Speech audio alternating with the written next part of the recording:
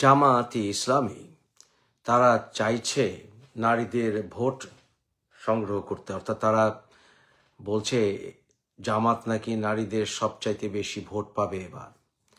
তাদের অন্যতম election pitch হচ্ছে যে তারা বলছে যে নারীদের কাজের সময় তারা কমিয়ে দেবে, অর্থাৎ নারীরা কম কাজ করতে হবে। ব্যাপারটি একটু ধোঁয়াশে আছে, কারণ হচ্ছে কম কাজ করে তারা একই বেতন পাবে তাই কি, নাকি কম কাজ করলেও তাদেরকে চাকরিতে রাখা হবে, নাকি তারা কম কাজ করে বাসায় গেলে চলে যেতে পারবে, কোনটা?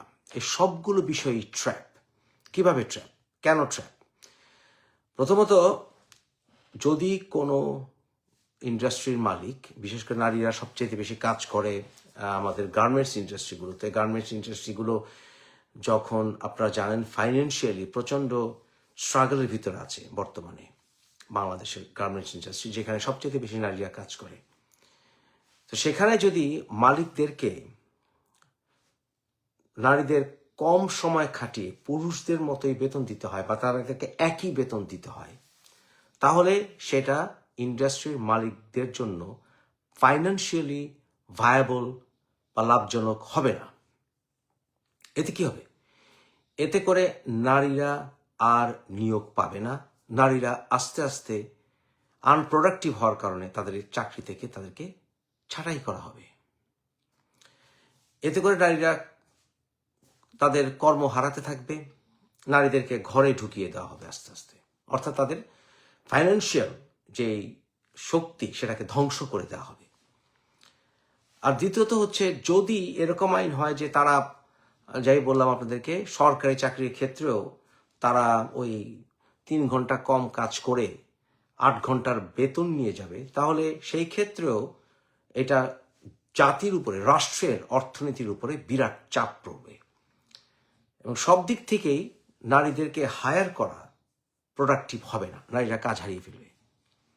এটা তাই বাহ্যত মনে হচ্ছে আপনাকে যে এটা নারীদের বিরাট উপকার করা হচ্ছে, বাট কার্যত নারীদেরকে কাজ থেকে সরিয়ে ফেলার একটি ফাঁদ।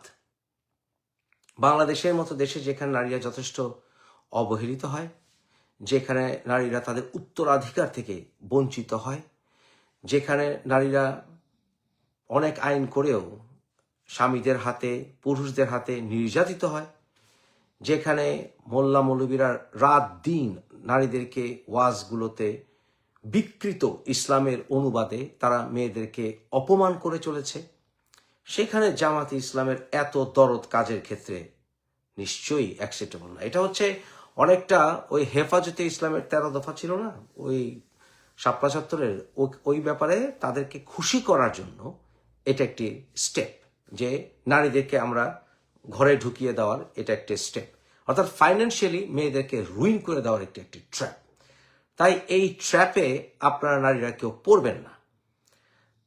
জামাত আপনাদেরকে ফাইন্যান্সিয়ালি ধ্বংস করে দেওয়ার পরিকল্পনায় নেমেছে।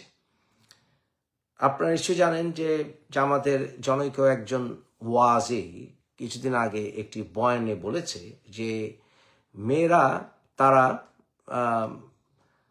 ঘরের বাইরেও বেরোবে না হাজব্যান্ডের অনুমতি ছাড়া, এমনকি ঘরের বাইরে বেরোলে ওই 14 জনের একজনকে সাথে নিয়ে বেরোতে হবে। অর্থাৎ এরা এখনো আসলে বিকৃত ইসলামের অনুবাদে সে মানধাত্তার আমলের ইন্টারপ্রিটেশন নিয়ে পৃথিবীকে চালাতে চায়। সর্বোপরি এটা বাংলাদেশের সংবিধান বিরুদ্ধ। সংবিধানে শুধুমাত্র নারীদের অধিকার নয়, পুরুষদেরও অধিকারের বিষয় আছে। আর্টিকেল 27 এবং আর্টিকেল 28 নারী এবং পুরুষদের সম অধিকার।